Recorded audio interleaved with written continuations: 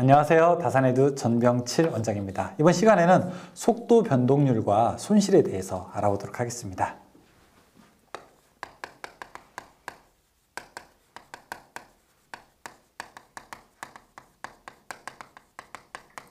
자, 직류 전동기에 있어서 속도 변동률이라고 하게 되는데, 이 속도 변동률이 무슨 뜻이냐?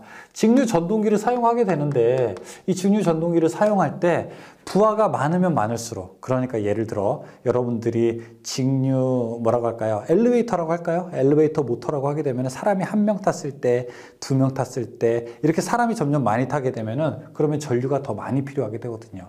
전류가 더 많이 필요함에 따라서 속도의 변화를 어떻게 우리가 나타낼 수 있느냐? 가장 속도 변화가 심한 거는요, 직권입니다. 속도가 푹 떨어져요. 자, 그런데 그 다음으로 적은 거는요, 가동복권, 그 다음에 분권, 그 다음에 차동복권. 자, 이런 식으로 되게 됩니다. 그래서 직, 가, 분, 차, 속도 변동률은 이런 순서대로 오게 되는 거죠. 차동복권이 가장 속도 변동률이 작게 됩니다. 자, 속도 변동률의 식은 처음 보시는 거지만 우리가 전압 변동률이라고 하는 것으로 본 적이 있어요. 자, 속도 변동률. 1번 보죠. 제가 어떤 모터가 한 대 있다고 해보겠습니다. 모터. 자, 이 모터에다가 한 10kg 정도의 무게를 이렇게 걸었다고 해볼게요. 또, 자, 어떤 모터가 똑같은 모터예요. 똑같은 모터인데, 자, 이때는 아무것도 안 걸었어요. 그냥 공회전 시켰다고 해보겠습니다. 여러분, 둘 중에 속도가 누가 더 빠를까요? 여러분들이 자동차를 운전하게 되는데 승객이 한 명도 안 탄 것과 승객이 한 10명 탄 것과 누가 더 속도가 빠를까요? 똑같이 한다면 당연히 이쪽이 더 속도가 빠르겠죠. 언제? 일반적으로 무브하일 때 더 빠르게 됩니다. 이거는 이제 우리가 전격이라고 하게 되고요. 그래서 일반적으로 무브하 속도가 전격 속도보다 더 빠르다라고 이렇게 이야기를 하고 있습니다. 이때 무브하 속도와 전격 속도와의 이 차이를 우리가 속도 변동률이라고 하게 되는데, 이 속도 변동률은 전압 변동률과 마찬가지로 전격분의 무브하 마이너스 전격 이렇게 계산을 하게 됩니다. 곱하기 100%가 되는 거죠. 그럼 전격분의 무브하 빼기 전격, 무정정 기억하신다고 했죠? 무정정. 이 속도 변동률이 더 작은 게 어떻다? 더 좋은 거다라고 이렇게 이야기를 할 수가 있어요. 다음에 직류기의 효율.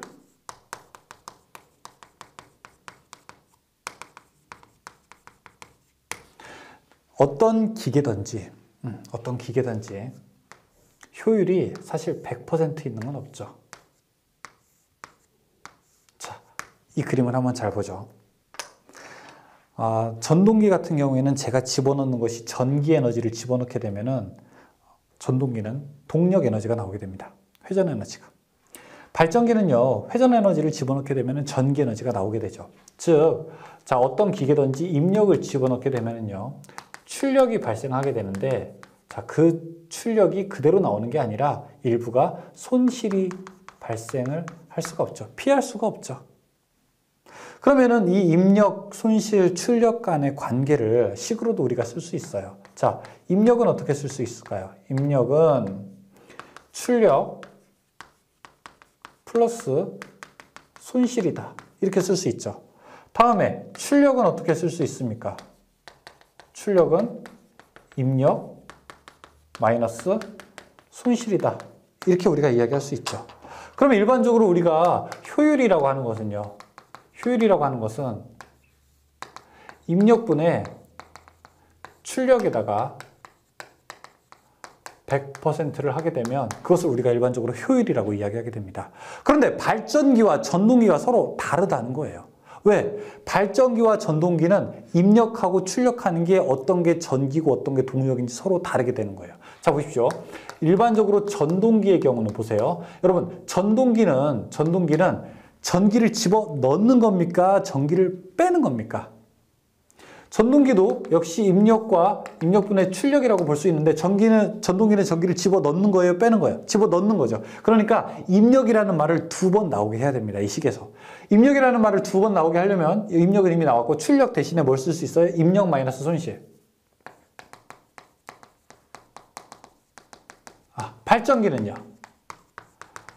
발전기는 자, 입력분의 출력인데 발전기는 전기를 집어 넣는 겁니까? 빼는 겁니까? 빼는 거죠. 그쵸? 빼는 거니까 출력이라는 말이 2번 나오게 만들어야 돼요. 그럼 입력 대신에 출력 플러스 손실을 넣을 수 있죠.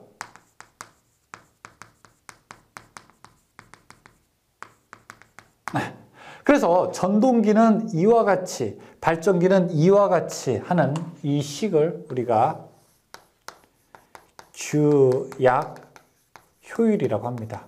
이 위에는요, 실측 효율이라고 그래요. 실측 효율이라고 이야기하게 됩니다. 자, 그 얘기가 이제 교재에 있게 되는 거죠. 최대 효율은 어떻게 되느냐? 고정손이랑 가변손이 같을 때. 자, 그냥 이건 우리가 암기합니다.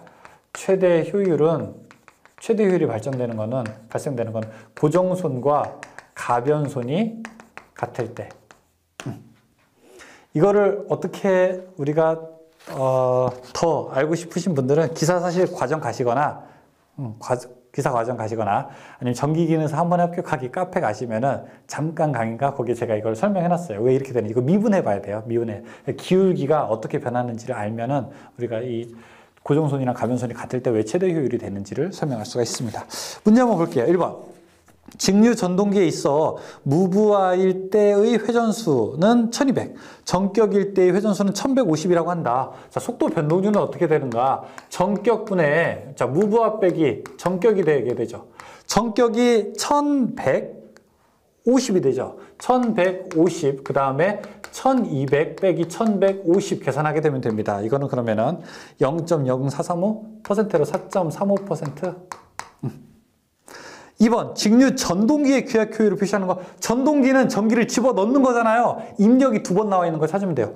보세요. 입력이 2번 나와 있는 거. 3번밖에 없잖아요. 답 3번. 3번, 전기기계 효율 중 발전기의 규약 효율. 발전기는 전기를 뽑아내는 거죠. 출력이 2번 나와 있는 거. 출력이 2번 나와 있는 거. 1, 2, 3, 4 중에 어떤 거예요? Q가 출력이라고 했으니까 4번밖에 없잖아요. 그쵸? Q 플러스 로스, 손실분의 Q. 답 4번. 네. 그쵸? 쉽죠? 자, 여기까지 해서 속도 변동률과 손실을 마침과 동시에 직류기에 대해서 마쳤습니다. 저는 다음 시간 변압기에서 뵙겠습니다. 수고하셨습니다.